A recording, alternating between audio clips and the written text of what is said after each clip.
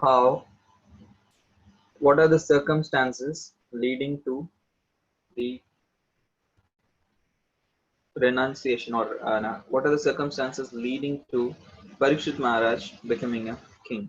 So in the chapter 16, in the earlier chapter, we saw that Yudhishthira Maharaj installed Parikshit as king and then renounced the kingdom. And in that way, all the other Pandavas also followed Yudhishthira Maharaj. So then the next chapter, 16th chapter, begins. And now that he has become king, what are the different activities of Parikshit Maharaj? Specifically, one of his favorite activities was how he dealt with age of Kali. So that's why the topic is mainly about how Parikshit received the age of Kali. It in general describes his rule, but specifically his activities in relation to receiving the age of Kali. And the 17th chapter will also speak in relation to this. And then 18th chapter, how he gets cursed. And in the 19th chapter, how he meets Sukadeva Goswami. So with this, the Canto 1 of Srimad Bhagavatam will be concluding. So we will get into the chapter 16.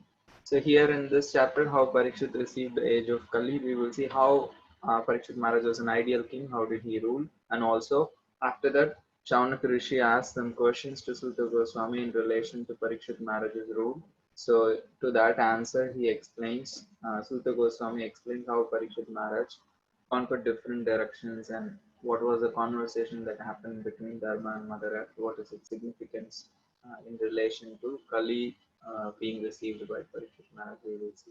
So Parikshit Maharaj, when he was ruling, he was an ideal king. And Sudha Goswami speaks about his rule, the nature of his kingdom, how he ruled the kingdom, and how he was married, and what are the different sacrifices that he performed, and his activities, specifically chastising Kali. So his rule was done under the observation or permission, guidance under Brahmanas, and he had such great qualities as a king, which were foretold by the astrologers during his birth. And he was married to Iravati. She is the daughter of King Uttara, his mother's uh, brother's daughter. So basically, his uncle's daughter. And he had four sons headed by Janamejaya. And he performed various sacrifices, specifically three Ashwamedha sacrifices, like Yudhishthira Maharaj also performed three Ashwamedha sacrifices. He also performed three Ashwamedha sacrifices, and he gave great amount of charity during those sacrifices to qualified Brahmins. And he also chastised Kali. When Kali was dressed as a king and hurting the bull and the cow, Parikshit Maharaj actually chastised Kali. So we will see all these details in this chapter. So then after hearing that Parikshit Maharaj punished or chastised Kali, Shaunaka Rishi is inquiring, why did he just punish Kali? Why didn't he not kill Kali? If he would have killed Kali, then there would have been no issues of the impending dangers of the Kali Yuga. So why just he punish him? Why didn't he not kill him? And also they speak about the glories of Krishna Katha, that we are very eager to hear more about Krishna Katha. They say Athavasya Padam Bhoja Makaranda Liham Satam Himanye Rasadalapai Ayusho Yada Satyaya. One's life is not useful or not spent properly without hearing Krishna's pastime. So just speak about more about Katha which is in relation to Krishna. So in this way they say if anyone who engages in Hari Katha, they escape actually death, because Yamaraj is also present in that Katha, and in this way they are not under the grip of death, because by taking shelter of the nectar of Krishna's pastimes. So in this way they inquire Suta Goswami to speak about more in relation to Parikshit Maharaj's activities. So Suta Goswami begins to answer. He says, how Parikshit Maharaj conquered all directions. So this from this chapter, like from the 16th chapter, from this 10th verse until the end of the 17th chapter, we will be seeing how the answer for this question. Why did Parikshit Maharaj not kill and just chastised and punished Kali? And also, how did he even meet Kali? When did he meet Kali? So all those circumstances. So Suta Goswami does just like that answer in one sentence. He just gives a whole background now. From this, for the rest of the whole chapter is going to be how Parikshit Maharaj meets Kali, and then in the next chapter, how did he actually chastise him or punish him? That will come in the next chapter specifically. So more, this chapter is going to be how Parikshit Maharaj. What are the circumstances that led Parikshit Maharaj to meet Kali? So Parikshit Maharaj actually understood that after Krishna's disappearance, Kali has actually appeared. And then in this way, and hearing the news of Kali's entrance, Parikshit Maharaj prepared himself to fight Kali's influence. So he was traveling all over the world, making sure, conquering all the directions, making sure they are all following proper principles. In that way, Kali will not have his influence on the world. And in this way, he brought the whole Earth planet under his rule. So once he was wherever he was traveling, he was hearing the glories of Pandavas, because Pandavas were the kings earlier. So they were here. He was hearing the glories of Pandavas, and also he heard about Krishna's affection towards the Pandavas. So this famous verse comes here. Saratya Parshada Sevana Sakhya Dautya Veerasananu Stavana Pranaman Snigdheshu Pandushu Jagat Pranatim Cha Vishnur Bhaktim Karoti Nirpatis Charana Arvinde. So how Krishna, even though the Supreme Lord, became the chariot driver or messenger, friend, watchman, and obedient servant of his devotees Pandavas, because Pandavas were malleable to the will of Krishna, that he became their servant. So in this way, wherever he went, he heard the glories of Pandavas and Krishna. And when he was traveling in this way, he once met uh, Dharma and Mother Earth Dharani. So we will see what was happening with them, what was happening to them. The Dharma as a bull was moving on one leg. The other three of his legs were uh, not there. Only with one leg he was moving around. And he meets the personality of Earth, Dharani, in the form of cow. And he sees that Dharma sees that cow has lost her bodily luster and has tears in his eyes. So Dharma inquires from cow, who is non-different from Mother Earth. So he inquires different reasons. Oh, are you lamenting because your health is not good? Because I see you're like looking a little pale and unhealthy. Are you missing a friend in distant land? That is your cause of lamentation. Or you're seeing my state, that I am missing three of my legs and only moving around, managing to move around in one leg. That state of mine is causing you lamentation, or it is your own self, like who's being exploited by the meat eaters, and that's why you're feeling morose and lamenting. Or he says, like, you see that the Kali has come and the people are not performing sacrificial offerings, so the demigods are starving. So for them you are lamenting, or are you lamenting for the sufferings of living beings in general due to famine and drought and all these natural adi daivika, because they're not performing sacrificial offerings, then they are affected by adi daivika misery. So are you lamenting for them? Or are you lamenting for the unhappy women and children who are being exploited by unscrupulous persons? Or are you lamenting for the goddess of learning, Saraswati, who is handled by sinful Brahmins? Or are you lamenting for the Brahmanas who are forced to serve the kings who are themselves disrespectful of Brahmanical culture? Even though the kings don't respect the Brahmanical culture, still the Brahmanas are forced to serve them. Or are you lamenting for the so-called administrators creating disorder because they are bewildered by Kali, so they're creating disorder in the name of administration? Or you're generally worried about people who are just engaged in eating, sleeping, mating, and defending without any restriction, like basically living an animal life? Or he asked the final reason. After asking all this, he asked the final reason, like Yudhishthira Maharaj asked Arjuna, are you feeling, are you lamenting, or are you feeling grief because you are bereft of the presence of the Supreme Lord Sri Krishna? So this is the last question he asked. So now Mother Earth is going to begin to speak and then Dharma is asking, why have you reduced to this state? And then he finally says, I think time might have forcibly taken away all your fortune, which was worshipped even by the demigods. Actually, Bull is hinting upon how Krishna, he came and then he left the planet uh, of Earth.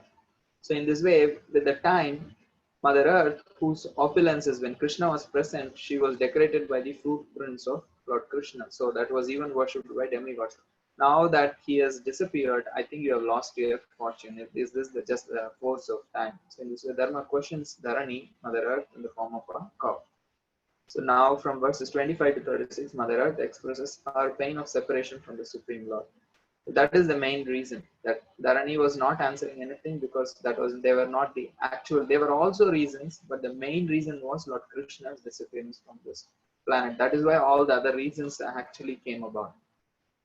So she says, not just I am lamenting Dharma, you are also actually were once very better. You were moving around with your four legs and you increased the happiness of the world. Anyone performed the Dharma was living happily in this world. All this was by the mercy of the Lord. So you are also now in this position. I am also lamenting because we both are now bereft of that Lord's presence. And then she says that Supreme Lord, he is the reservoir of transcendental qualities. And he says, abode of goddess of fortune, he is also the abode of goddess of fortune. Wherever he was, goddess of fortune was following him. And that Supreme Lord ended his pastimes. So what can I say about my misfortune? And specifically in his absence, Kali has spread its influence all over the planet. So in this way, people are getting degraded, and that is causing lamentation. She says, I lament about myself. You ask so many reasons. Yes, I lament about myself. I am lamenting for your position. I'm lamenting for the demigods, the sages, the brahmanas, the pitras, the devotees, and all the followers of Varnashrama. All their situation has become pathetic because of the age of Kali. And then she says, this fortune of Mother Earth, which even Lakshmi didn't get. I had a certain fortune which even Mother Lakshmi didn't get. What is that? She says Lakshmi gave up her residence and then went to perform austerities to get the lotus feet of the Supreme Lord Krishna. But even she didn't get that. But I had that fortune that Krishna was always decorating me with this lotus footprints. But now I became bereft of that. That's what she says. Kava sahet viraham purushottamasya premava loka ruchira smitaval gujalpai Thairyam samanam akaran madhumaninam romotsavo mamayadangrijapankitaya. That the Supreme Lord, who could conquer the gravity and passionate glances of his sweethearts like Satyabhama by his sweet smiles, pleasing glances, like Prema Avaloka Ruchira Smitavalgu Jalpai. He had a hearty way of speaking and convincing them. He had such pleasing glances and he had that sweet smiles which were convincing those queens. And with all that, he was conquering all these queens and he was traveling all over the surface of my earth. And in this way, I was decorated by his footprints, which made my hair stand on end, which was giving me ecstasy. Now I am bereft of that Supreme Lord. In this way, she counts her misfortune. So when they were conversing, then King Parikshit Maharaj comes there. When Mother Earth and Dharma Bull is speaking like this about the why their state of suffering is happening now because of Lord Krishna's absence. So when they are speaking to each other, Parikshit Maharaj actually comes there. And that's what takes us to the next chapter, chapter 17, which is punishment and reward of Kali. In this chapter, we will see what happened to Kali, who's tormenting Dharma and Mother Earth. So we will get into the sections gradually. In the first 16 verses, Parikshit Maharaj is chastising Kali. That's what Suta Goswami is explaining. That Parikshit Maharaj sees that both Dharma and cow, they both are speaking to each other. And then a person who's dressed like a king, but he's beating the cow and a bull with a club. And the bull's condition, Suta Goswami explains, the bull was looking white, like a white lotus, but totally terrified and trembling, urinating and standing on one leg. And cow's condition was totally poor, calfless, tears in eyes, distressed and weak. And she was hankering after some grass. Basically, she was not being maintained.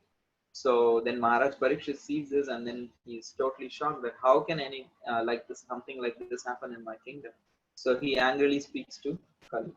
He says, who are you? You're dressed like a king, but you're acting like a Shudra. It is totally unbefitting your appearance and the dress.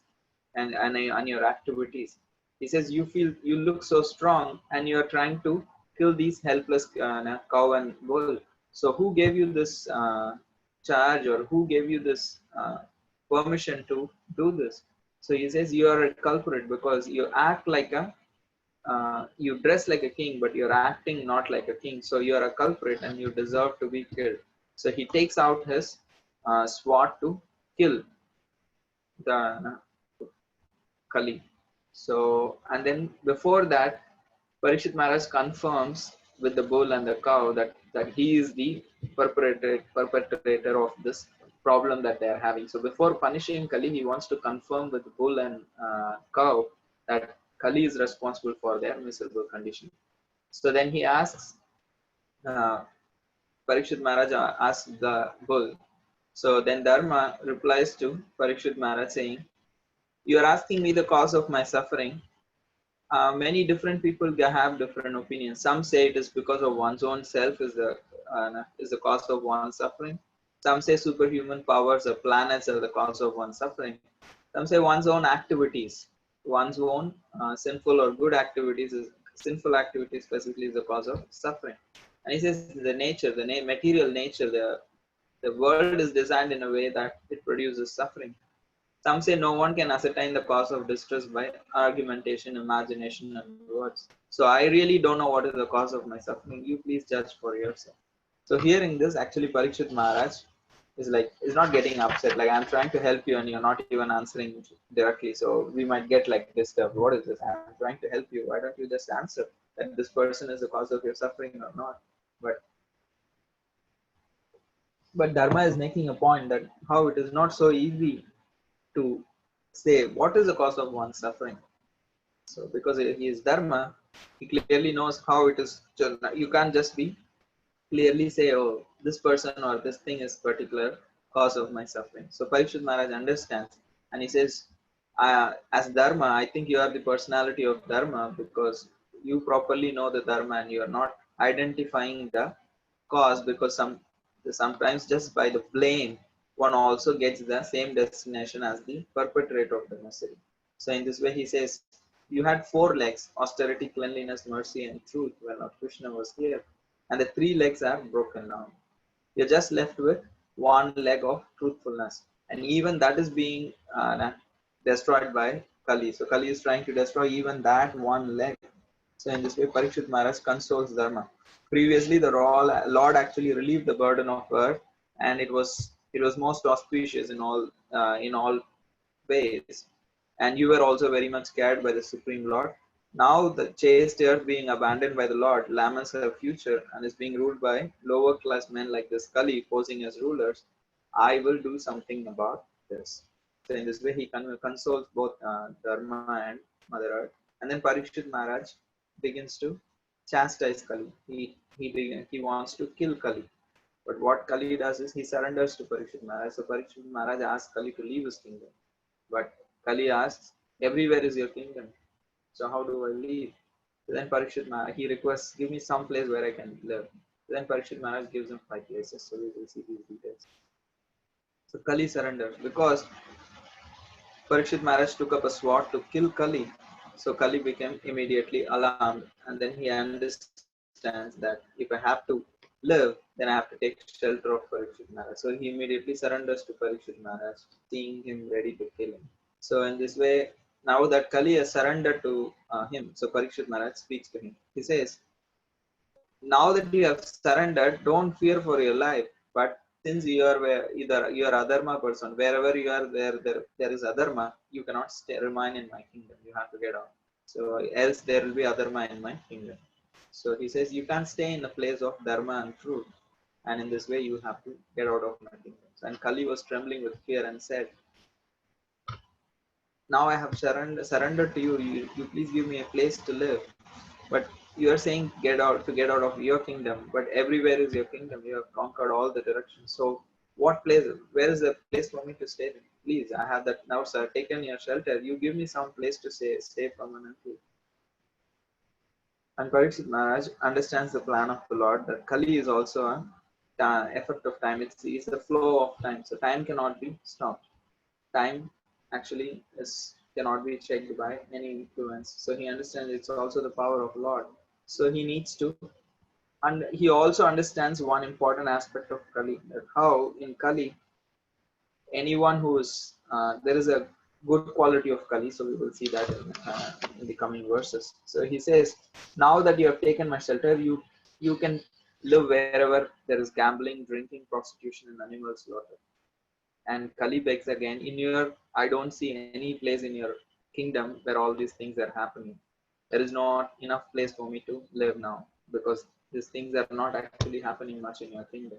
So then Parikshit Maharaj says, okay, wherever there is over accumulated gold, which is kept, which is stored, and which is leading to falsity, intoxication, lust, envy, and enmity, there you can take shelter. This gold is such a place, but if it is kept in a place, it naturally gives rise to these things. So specifically when it is over accumulated, when it is illegally accumulated, so then it leads to all these faults. So Parishit Maharaj gives that as a place for Kali to stay. So therefore, Sudha Goswami says, whoever actually desires progressive well-being should avoid these irreligious principles. Now we will see the reason why he did not kill and why he just punished and just gave a place also. More than punishing, he just gave a place to stay for Kali. So that is being explained in the next chapter. So after controlling Kali in this way, Parikshit Maharaj re-established the three legs of Dharma and improved the situation of Mother Earth by his able to administration. So we will see the reasons for his dealing with Kali in a certain way in the coming chapter 18. Parikshit cursed by a Brahman boy. So Sudha Goswami now has in short explained everything about Parikshit Maharaj's birth and activities. So he is like naturally he is like trying to conclude. He says, by Krishna's mercy, Brahmastra could not destroy Parikshit Maharaj. So in that way he took birth. And now that surrendered to the Lord, he has like did all these activities. Now at the end of the life, when he will be cursed, he is not fearful, even though he receives a curse to be dead by Takshaka's bite, snake bite. He is not fearful, rather he renounces, he hears Bhagavatam from Shukadeva Goswami, and he gave up his body on the banks of Ganges. He says, now Uttama Shloka Vartanam Dushatam Tattvatamritam Syat Sambramo Antakhale Smaratam Tattvatamritam. Those who are really devotees, who are completely fixed on Krishna, even at the time of death, they are not bewildered. So in this way, he kind of concludes. And he says Kali could not flourish in Parikshit Maharaj's kingdom, and in this way he controlled Kali. And why he actually gave place for Kali to stay, he explains that he knows there is one good quality of Kali, where that is any auspicious act bears effects just by intending them to do in the Kali Yuga. In the age of Kali, if we just think, oh, I need to do this, if it's a good auspicious act, we get the fruit of doing that act just by thinking to do, by meditating to do it. Whereas a sinful act only bears results after we actually perform it. Not by our intention, we don't get any sinful reactions. At the same time, we need to watch our thoughts, because they transform into actions. However, only when a person does a sinful act, then he gets the reaction. And he says Kali is fearful for the less intelligent people, but not for self-controlled devotees, because devotees don't engage in those four acts where Kali actually takes shelter or increases or expands. So in this way, Parikshit Maharaj thought, I am giving shelter to Kali because it is also a force of time. There are people who will be falling into its influence. So in this way, he knows that devotees who actually take shelter of Krishna will not be affected by that. So that's why he gives shelter for it in adharmic principles. And he also discusses, Sutta Goswami says, in this way there is importance of Bhagavad Katha. How actually one can take shelter of Krishna? By hearing Krishna Katha. One can actually take shelter of Krishna. So in this way he concludes his is speaking about Parikshit Maharaj's birth and activities. So the sages are thinking, oh, there are more details we want to hear. So we want to know, why did he actually was cursed to death? What was the situations? So now Parikshit Maharaj, Sutta Goswami just explained in the previous verse, why did Parikshit Maharaj did not kill him, but he gave him a place of residence? Because it's an influence of time. It's a factor of time, Kali Yuga. that it cannot be checked. So Parikshit Maharaj knows that very clearly. So, but he very expertly controlled the expansion of Kali by chastising it in that such a way that it was fearful and it only restricted its place within the adharmic activities. Otherwise, it was spreading all over within. In this way, he controlled Kali, and then he also understood the good qualities of Kali. So, in that way, it's a chance for devotees to take shelter of Krishna and others also to take shelter of Krishna to avoid the effects of Kali. So, in this way, Suta Goswami answered the last question that Shaunaka Rishis asked. Now, Shaunaka Rishis wants to ask more. So, before that, as an etiquette, as an expression of gratitude and eagerness, they explain the glories of hearing Krishna Katha. So, they are indirectly imploring because Swami, may you live for many years. You have narrated this nectar of Lord Krishna's pastimes, which is better than Amrita to mortals like us in this world. Our bodies are blackened by the smoke that out of the sacrifice that we were doing. But now that we are hearing from you this intoxicating nectar lotus feet of Govinda, we are very pleased. Because even a small association of a great devotee for even for a little bit time is great. But you have been giving our time more, but we are eager for more. You may say, even if the little association of a great devotee is enough for perfection, we understand that, but no cessation in hearing. We are not feeling satiated in our hearing. We want to hear more. Even though a small little association of a great devotee is also enough, we want to hear more from you. Tulayama lavena pina swargam na punarbhavam. Bhagavad Sangi Sangasya Martyanam Kimuta Sushana. So now we have this opportunity to hear from you. We would like to hear more because you are a qualified speaker. You are Bhagavat Pradhana. Tanno Bhavan by Bhagavat Pradhano Mahatamaikanta Parayanasya. And we are very eager to hear. And the subject matter is about Krishna. Hare Udaram Charitam Vishuddham. What are we speaking about? Hare Udaram Charitam Vishuddham. Hari Charitam. Which is Udaram, which is Vishuddham, which is very pure. We are speaking about this subject matter. So please continue. So may we ask that Parikshit Maharaj, we, as you said, has attained the lotus feet of the Supreme Lord by hearing what Shukadeva Goswami spoke to him. So may we hear more of those details. Can you please describe what Parikshit Maharaj heard from Shukadeva Goswami? And he says, why we are asking is because narrations about the Supreme Lord, about the unlimited Lord, is supreme, is purifying, wonderful, and full of bhakti yoga. And it was spoken to Parikshit Maharaj by one of the greatest devotees, Shukadeva Goswami, and this topic is very dear to devotees. Can you please explain more about that? So in this way, they glorify Krishna Katha, they glorify the opportunity that they are having to hear from Suta Goswami, and in this way, they implore Suta Goswami to speak more. So now that Suta Goswami, after hearing the sages glorify him so much, he naturally displays humility and glorifies Krishna and begins to describe more. So as soon as he hears so much glorification of himself, he becomes he feels very humble. So immediately he says, I am actually Viloma Jata. I am actually born of a mixed caste. I don't have any qualification. My qualification has come only by serving the great devotees, following in their footsteps and conversing, hearing from them. Only by that I have become purified. So the power of the chanting the Lord's holy name is very great. It is only by that I have become purified. So service to Krishna is very rare. So that's what a person should do. He says the service to Krishna is so rare that even Goddess of Lakshmi wants to do, even though Krishna doesn't want. Still, Goddess of Fortune wants to engage in the service, even though Lord Krishna is detached. And even great personalities like Lord Brahma and Lord Shiva are purified by holding the Ganges. And in this way, they are also aspiring to serve Krishna. So, Dhiras can give up attachment to become Paramahamsas by attachment to Krishna. One who is a Dhira, one who is not disturbed by happiness and distress in this material life. By developing his attachment to Krishna, they can become Paramahamsas. He says, you're all asking me to describe more about Krishna's pastimes. Who am I? What do I know of these things? The Lord's pastimes is unlimited and spiritual. I can only describe as far as my knowledge and realization allows a little bit. Like a bird tries to fly in the sky. How much it can fly? The sky is so big. As far as its capacity allows, it can fly. Similarly, you're all asking me to continue to speak more, but the Lord's pastimes are unlimited. but still I'll continue to speak whatever knowledge and realization I have. So in this way, humbly glorifying Lord Krishna, he continues to speak. So here Parikshit Maharaj, how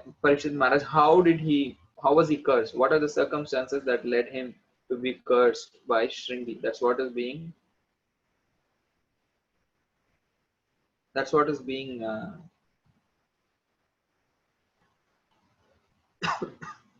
what is being described in the rest of this chapter. From verses 24 to 31, Parikshit Maharaj actually goes for a hunting trail. As a king, he needs to practice hunting, so he goes for a hunting trail, and then he becomes hungry and thirst. Specifically, he feels very thirsty and hungry, so he searches for some water, and then he reaches the kutir of a hermitage of Shamik Rishi. There he sees Samik Rishi. But Samik Rishi isn't totally in samadhi. He's fully absorbed in samadhi. He's dressed in deer skin and has matted locks, sitting in samadhi, totally absorbed. Doesn't realize that the king has come. So Parikshit Maharaj tries to ask him for water. That he's so really thirsty. He is asking. He tried to ask Shamik Rishi for water. But understand that Shamik Rishi is not even replying him. So not being properly welcomed and feeling very neglected because of the thirst, he becomes very angry. So here the Acharyas mention that Parikshit Maharaj is not become angry because of any bad habits or anything like that. It was only due to Lord's desire to appear in the form of Srimad Bhagavatam. So he is making Parikshit Maharaj detached early. So for that, he is just creating a circumstances. So this kind of a behavior was very unprecedented in Parikshit Maharaj. He never behaved like this. So this circumstantial anger due to thirst and hunger, we can see it as an arrangement of Krishna. So with that anger, he just picks up a dead snake which is lying around and then garlands Shamik Rishi. He feels, I'm a great king. I have come. You didn't give me any welcoming. You didn't welcome me with a garland. You didn't offer me a place to sit. You didn't even give me a little water.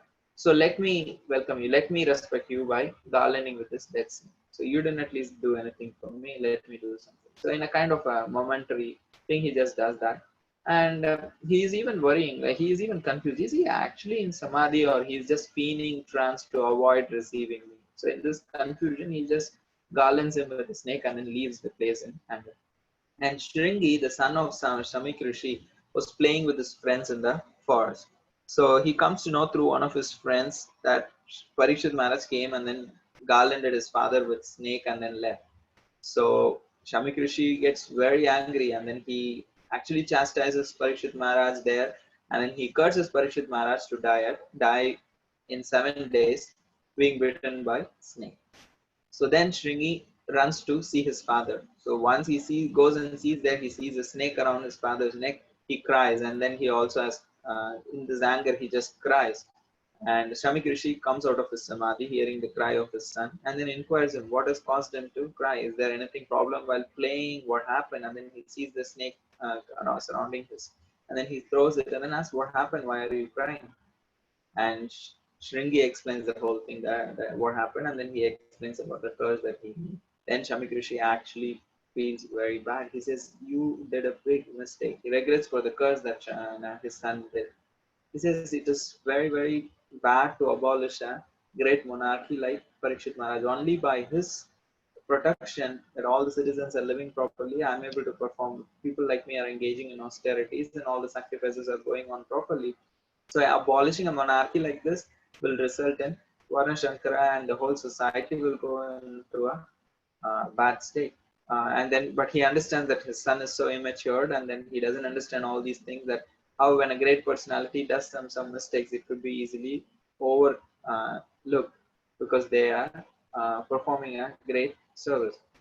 But as a small boy, he doesn't understand all these things. So Shamik Rishi prays for his son to the Supreme Lord. Please forgive him. He doesn't know what he has done.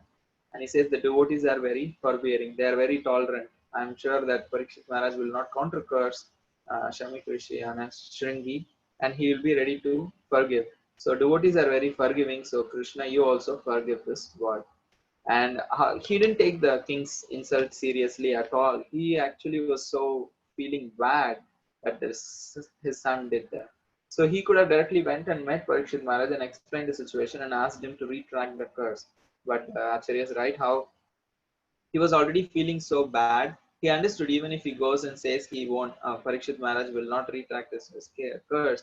And he didn't want Parikshit Maharaj to feel more bad by going there and kind of putting him in a further very awkward situation. That he had kind of garlanded him with snake. Now he goes there, so it will put more in a awkward situation. So he doesn't want that to happen. So instead, he sends someone to inform the news that he is being cursed by his son, and if he wants, he can retract the curse. So that's where brings us to the last chapter of this particular canto, the 19th chapter, where we'll finish in a few minutes, where Parikshit Maharaj actually, after going back to his palace, he regrets that what I have done, I think something wrong I have performed. And he even feels like even if I get some reaction for this mistake, I can gratefully accept this. Then he comes to know that there is the son of Shamik Rishi actually cursed Parikshit Maharaj to die. He receives this news. He's happy. He takes it as a good news. He even was actually looking forward for some calamity so that he can be absolved of the offense. Even though he's potent of counter cursing or like negating the curse, he doesn't do all those things. Instead, he takes this as an opportunity to renounce the kingdom, installs his son Janamejaya as king, and then goes to the banks of Ganges with a vow not to eat and focuses on the Lord Krishna until he leaves his body. And now that Parikshit Maharaj is about to leave his body and seeing his great wow, the demigods also shower flowers and then the great sages assemble. That's it's a great opportunity that when this great devotee is leaving, we all can be present in that situation. And Parikshit Maharaj receives all of them and then feels fortunate to have these sages, appreciates the curse as Lord's grace. He says, Namopayatam Pratyantu Vipra, Gangacha Devi, Dasachittam Yushi. So what I don't care. Dvijopasrishta Kuhas Takshakova, Dashatvalam Gayata Vishnu Gata. Let me just continue hearing about Krishna. I don't care. He desires more to hear about the Supreme Lord.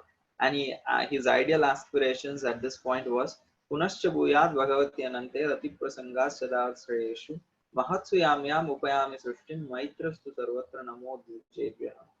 Let me have, I may be leaving this body, I don't care. But in my future birth, let me have attachment to the Supreme Lord. Let me live in the association of the devotees and let me have friendly dealings with all living beings. This is what I pray for. I'm not praying for let there be no death, let the Takshaka not come. No, I'm praying let death will come anyway. But in my next life, if I have to take more births, let me just have attachment to the Supreme Lord, association of the devotees, and friendly relations with all living beings. And sages approve and appreciate his qualities. And then Parishit Maharaj questions the sages. Oh, great sages, please tell me what is the duty of an unalloyed duty of everyone in all circumstances, specifically a dying person like me. And the sages, they are all of different opinions. So they're trying to come to a conclusion, but they are not able to. So at the time, by Krishna's grace, Parikshit Maharaj, as a grace on Parikshit Maharaj, Shukadeva Goswami appears in this assembly. So Shukadeva Goswami, he was wandering and he was satisfied in himself. He was being surrounded by women and children because they think he is a crazy person. So his bodily features were so beautiful, 16 years old, tender feet, hands, bodily hue like Krishna, but he wasn't dressed and he was blackish and beautiful due to his youth. And seeing him, the sages immediately paid respects and received him with all respects, knowing that symptoms of a great person, they actually got up from their seats. They were all very elder to him, but they all got up from the seats.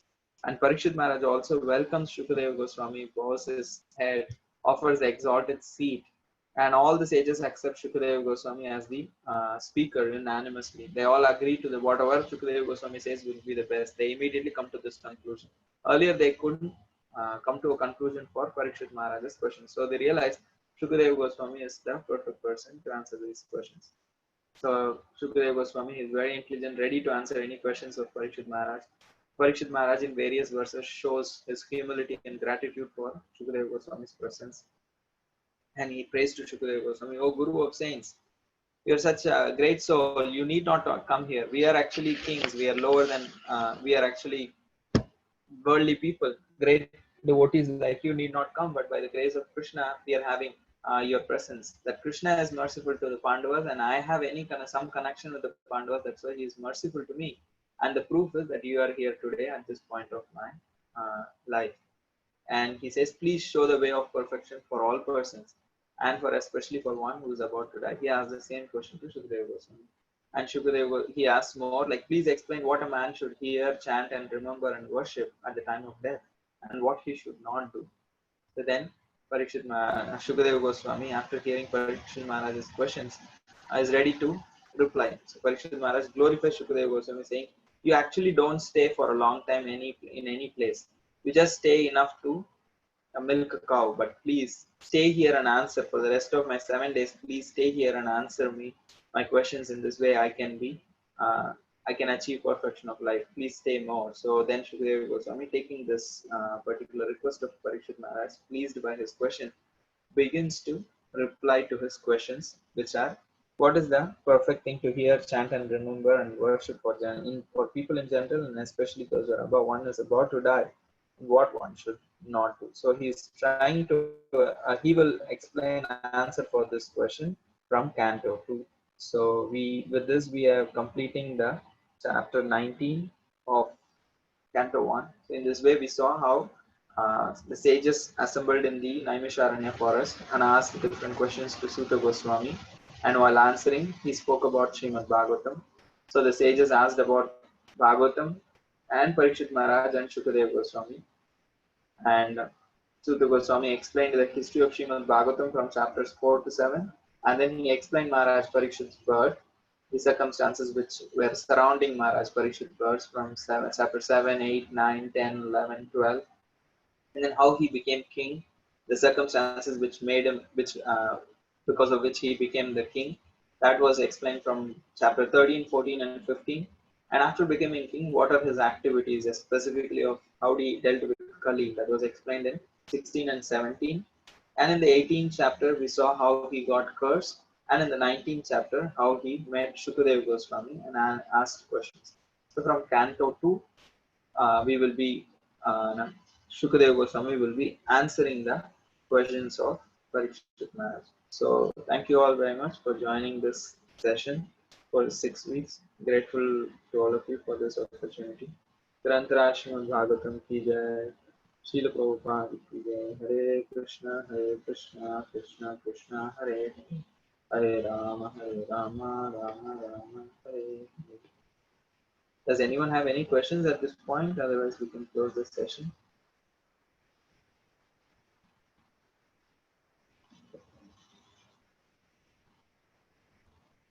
Hare Krishna.